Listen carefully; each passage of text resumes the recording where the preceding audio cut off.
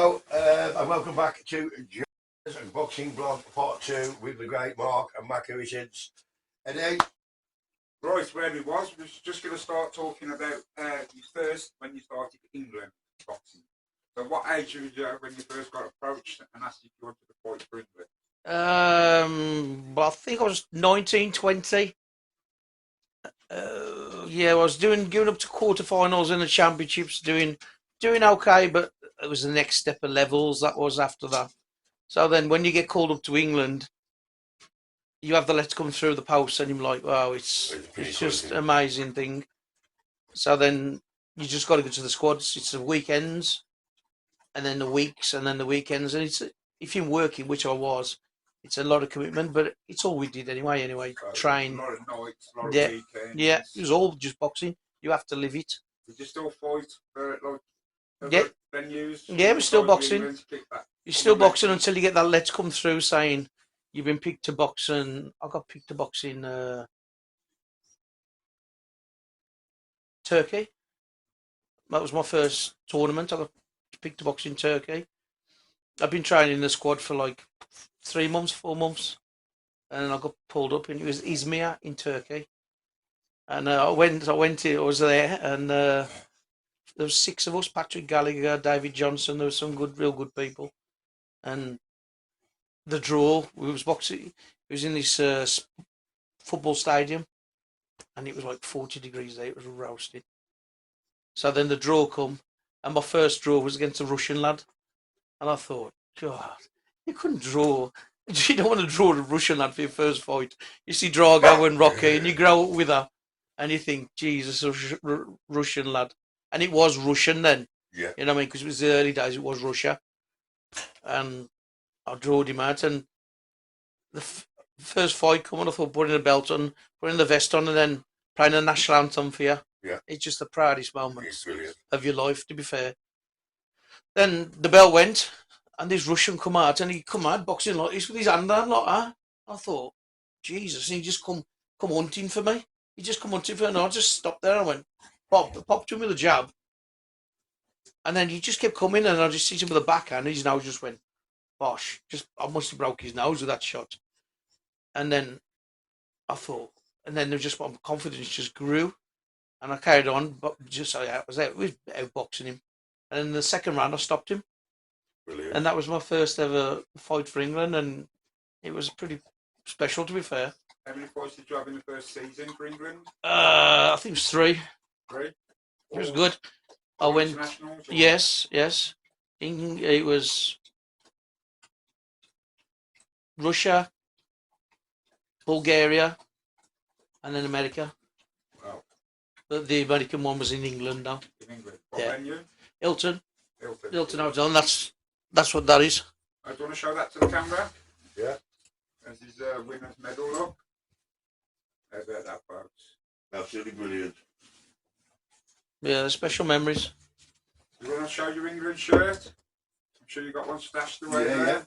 We have his England top there, yeah. We have the great Maca Richards' England vest. I told you to I did fit in that. Then. Special. Brilliant. I'm sure we've got a picture of one frame. Jonah just ducks his head out the way a sec. Oh, look at that, folks. That's another one, yeah. Yeah, when you got a few of them, that's like collecting England caps. Yeah, it is, yeah. It's a pinnacle of like amateur on. Everything you work for, isn't it? And look at this, folks. Yeah. Here's my career. Yeah, Lee Jones, Manterfield. He was England captain, David Johnson, and that's Patrick Gallagher. He was British champion as pro as well. I'll tell you a story about that. Right, this was the tournament had finished, so then we were all in the hotel, and they let you mingle then rather than. So we was all in the hotel, and me and David Johnson, we'd all said first one to go to sleep gets his eyebrows shaved off. So we're all stopping up, and Patrick Gallagher here, he's a Mancunian, Cockney, Irish lad, and he's got the twang of all of them together. He's been down here doing Cannock bar doing interviews and everything. Yeah. So he was a big lad, you know what I mean, in his thingy. Well, he was the first one to sleep. Well, if you notice how dark his hair is, Yeah. and me and David Johnson shaved his eyebrow off.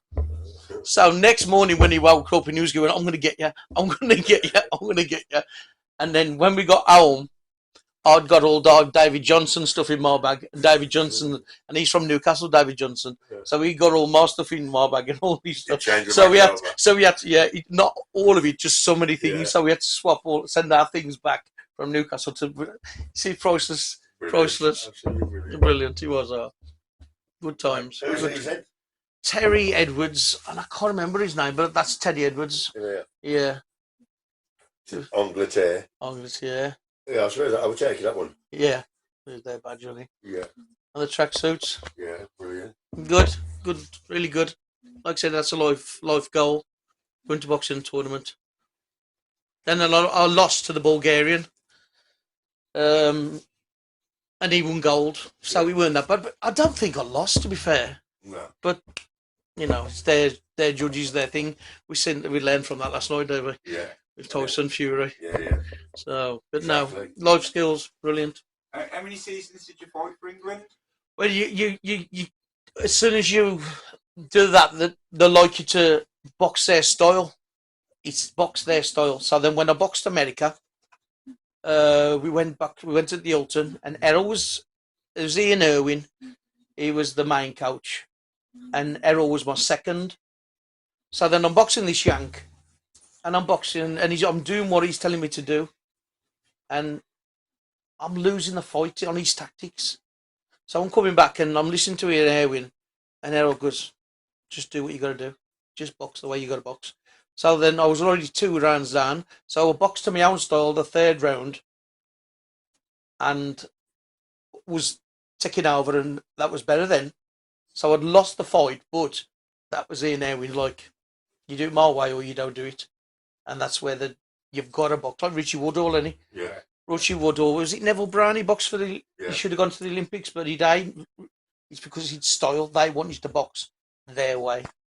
And so if you don't go their way, they don't want you back. So now you're past your young man stage and Yeah. you join your England. Mm-hmm. Was you ever thinking about going pro? Never You wanted joined to. you joined the Absolutely, amateurs yeah. that much? Absolutely loved. What age did you box up until? I think it was 27. I got to the... That's the semi-finals of the ABAs, which nobody had ever got that far in Wednesbury. I was the first one to go that far in the ABAs. Absolutely brilliant. And I got to the semi-finals of the ABAs, and I was boxing Carl Wall. And in the first round, he'd had 2 public warnings, this lad had, for holding. I was super fit. Oh, they need to hold. And then the ref then gave me 3 public warnings for holding. Why would I hold somebody 6 foot when I'm only 5'9"? I wouldn't do it. And then that was it. I just quit boxing, and I says, I can't do that again. They robbed me, blatantly robbed me of a final in the ABAs, which was huge, just from holding. I wouldn't hold. If he'd had 2 public warnings, why would I hold? I'd work, wouldn't I? Exactly. He'd be holding, not me. He was 6 foot. He weren't stronger than me. I'm a taller boxer anyway. Yeah. It's their game, eh, to hold, and it's easier for like us who, because I mean, it's like I was like you, make a war, you have a tallest. height, yeah. So I, if you like, more or less one of my fights, I'm boxing someone who's like Taller, than me, and I found it easier. Yeah. You could go like work the body. Yeah. So you have no reason to have you. No, and I was absolutely. I'd had 200 amateur. I think it was 200 amateur I had, which is a lot. That's a lot of fun. It's a lot of fights. It is. But you could box 3 times in a week. Yeah. I box twice in a day sometimes. It You was know what I every mean? 4 days, wasn't Yeah. it? I mean, it's like But in every the 4 days, championships, wasn't it? is early days of championships. You box twice in a day to move on to the next round. Oh, So yeah, I've done you that, did, but You actually had a 16-year fight career then, really. In amateur yeah. boxing. And then it broke me because I was blatantly robbed. I was absolutely gutted. And I says, that's it. It's easy because you think, God, I have come like all through this way. Yeah. So have you took off, yeah? Yeah. And there's no way your Wednesbury lad was never fit. We were super fit, weren't we? We were super fit, so I wouldn't hold it, wouldn't happen. So then I thought about going pro just because the sport had broke me. And Errol's dad, Terry, had a word with he was a millionaire. His name was Dave Bradley. Yeah, Bradley. Also, Bradley as well. To come down and have a look at me. So I went, and he said, so Pete Nottingham come with me at the same time. So then we went pro, and I turned pro at 9 stone 9, and I had my first pro fight, won. I had my second pro fight, won. Then I thought, you know what, I just want to box. I don't want to keep waiting for home shows. I want to box. So I went and boxed away in Manchester. Kawasaki was top of the bill, and I was boxing Mark Haslam, his name was, and he was like the Manchester. They called him the fantasy boy, and he was boxing for a title his next fight. So I was like a warm up fight. It was on Sky, and I went out and I was talking about this Mark Haslam for the first round, saying, "Oh, he's this," and then from then I had it on video. They just started talking about me, saying my feet work was like somebody off Riverdance, and then I boxed, and he must have hit me twice in 4 rounds, and they give it a draw. And I was like, yo. I have seen over the years a lot of people get boxed. I've watched many boxing fights. He's won that 10 Yeah. times. It's like, it's a big decision. Yeah. It's ridiculous. If he's a champion and things like that, like any boxing, like off boxing, if he's a champion, and then you have to go knock him out. But if it's just a building up, fight, like, hang on, he's building up. Yeah, you call it. But this is what I believe. The best people in boxing don't make it. Yeah. The best boxers don't make it.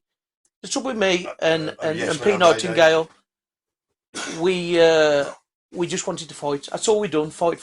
Pete had a lot of fights as well. But you got to sell tickets. And my lifestyle was just work, train, bed, weight, train, bed. I didn't go out. I did nothing. I couldn't sell tickets. So I had to go and box away.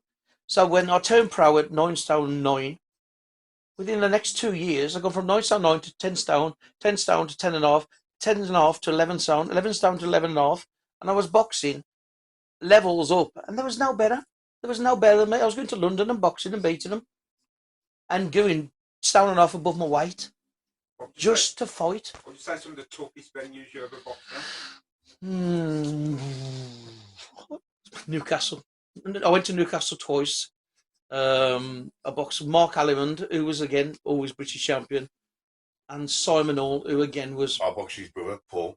Yeah. So I boxed both them in County Durham, and I was boxing. That was semi-final, and I was boxing. I'd won the fight. I think about 20 seconds left, and I come out of a clinch, and my lip was down here, and I don't know what had happened. I had to go to face surgery, and on my lip, I had 19 stitches in my lip there. Who was that against? All, yeah. And so that was always my bad omen going to Newcastle. Did you ever get any injuries during your boxing career? Dislocated shoulder, a broken rib, but you train through them, wouldn't you? I mean, nose is kind of. My nose be over that side and then that side. I think most likely in Wednesbury, if you look at somebody now, you can tell a bit of boxing. Yeah.